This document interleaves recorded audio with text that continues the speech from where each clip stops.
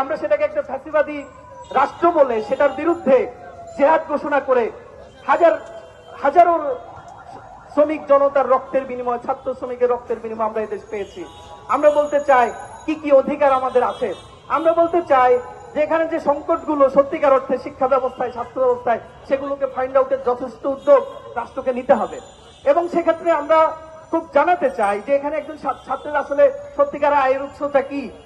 এখানে অনার্স পড়ু একটি ছাত্র, ইন্টারমিডিয়েটে পড়া একটা ছাত্র, তার আয়ের উৎসটা কি। আমরা দেখবো যে পরিবারের সামর্থ্য থাকতে একটি ছেলে এখানে পড়াশোনা করতে পারছে, পরিবারের সামর্থ্য ছেলে না থাকলে পারছে না। বেশিরভাগ গ্রাম থেকে আসা ছেলেরা এখানে ঢাকা শহরের বিভিন্ন অঞ্চলগুলোতে থাকে, দূর দূরান্তে যেখানে একটু ভাড়া কমে থাকা যায়। তাই সেই ছেলেটি উত্তরা থেকে আসার সময় যদি সে প্রতিদিন আসা যাওয়ায় 200 টাকা ভাড়া খরচ করতে হয়, তাহলে তার পক্ষে তো অন্তত তার পড়াশোনার খরচ নির্বাহ করাটাও কঠিন। আমরা বলতে চাই এই যে একটা অযৌক্তিক ভাড়া নির্ধারণ হয়েছে, এটাকে সর্বনিম্ন পর্যায়ে নামিয়ে আনতে হবে এবং শিক্ষার্থীদের ক্ষেত্রে অবশ্যই এটাকে একটা যৌক্তিক দাবি হিসেবে হাফ পাস নির্ধারণ করতে হবে। এর পাশাপাশি আমি আরো কিছু কথা বলতে চাই যে এই যে আমাদের পাশে যে একটা মেট্রো স্টেশন দাঁড়িয়ে আছে, আমরা এই মেট্রো স্টেশনে যখন উঠি তখন এখানে যে টিকিট কাউন্টার থেকে শুরু করে সবকিছু আছে, খুবই সুন্দর গুছানো, পৃথিবীর অন্যান্য উন্নত দেশগুলোতে যেরকম সেরকম। কিন্তু আমরা আপনাদেরকে একটা কথা বলতে চাই, আমি এখানকার লক্ষ কোটি কোটি শ্রমিক শ্রেণীর পক্ষ থেকে বলতে চাই যে এই ধরনের অনেক কিছু আছে যেগুলো শ্রমিকরা মেনটেন করতে পারে না। এখানে সাধারণ একজন মানুষ গিয়ে এগুলো মেনটেন করতে পারবে না।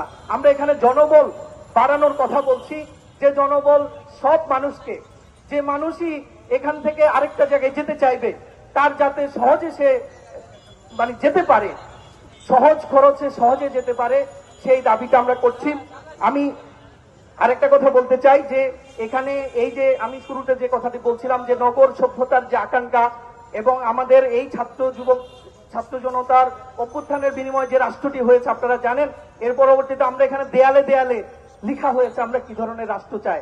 তো আমরা কি ধরনের রাষ্ট্র চাই সেই আকাঙ্ক্ষার কথা আমরা যখন বলছি তখন কিন্তু আমরা একটা উন্নত সভ্য রাষ্ট্রের কথা ভাবছি। এবং এই উন্নত সভ্য রাষ্ট্রটা আসলে কিরূপ হবে, কার হবে। আমরা বারবার বলছি এই রাষ্ট্রটা সব মানুষের হবে, সকল মানুষের হবে, শ্রমজীবী মানুষের হবে।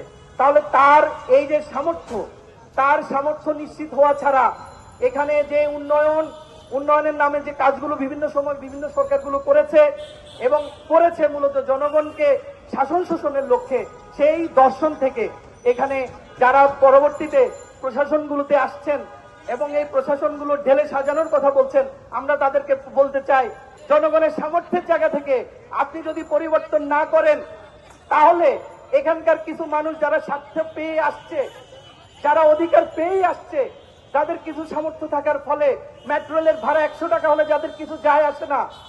আমরা তো যখন ভাড়া কমানোর কথা বলেছি এখানকার মধ্যবিত্ত শ্রেণীর একটা অংশ বলেছে ভাড়া কমানোর দরকারকে আমরা তো দিতে পারছি। আরে ভাই, এখানকার কোটি কোটি মানুষ আপনার মতো সরকারি চাকরি করে না। কোটি কোটি মানুষ এই কোটি কোটি টাকা ঘুষ দিয়ে সরকারি চাকরি নেয় নাই। তাহলে আমরা বলতে চাই এখানে মানুষের কর্মসংস্থান সৃষ্টি করতে হবে, সকল মানুষকে তার কর্মসংস্থানের অধিকার দিতে হবে এবং যে ভাড়া নির্ধারিত হবে, যে ধরনের নিয়ম এখানে করা হবে সেটা যাতে প্রত্যেকটি মানুষ সেই অধিকারটা পায় তার ভিত্তিতে নিশ্চিত করতে হবে, না হলে এই সংস্কারের কোনো মূল্য থাকবে না। আমরা এটি কিন্তু জোর দিয়ে বলতে চাই। তাহলে উন্নয়নের যে দর্শন বিভিন্ন সময় শাসক গোষ্ঠী প্রচার করেছে, জনগণের আকাঙ্ক্ষার ভিত্তিতে যে সরকারের স্বপ্ন আমরা দেখছি এবং যে ইন্টারিম গভর্নমেন্ট বর্তমানে আছেন তারা যে আকাঙ্ক্ষার প্রতিফলনের কথা বলছেন, তারা নিশ্চয়ই আমাদের এই মানুষদের কথা, শ্রমজীবী মানুষদের কথা, কোটি কোটি বঞ্চিত মানুষদের কথা মাথায় রেখে সংস্কারের ব্যাপারটি মাথায় রাখবেন।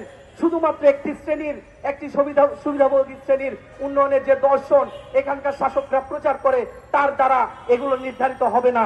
আমি আরেকটা কথা বলে শেষ করতে চাই, এই নগর সভ্যতার যে কথাটি আমরা বলছি এখানে কি কি ধরনের উন্নয়ন পরিকল্পনা হবে, সেই উন্নয়ন পরিকল্পনাটি কিভাবে নির্ধারিত হবে সেটি কিন্তু খেয়াল রাখা দরকার।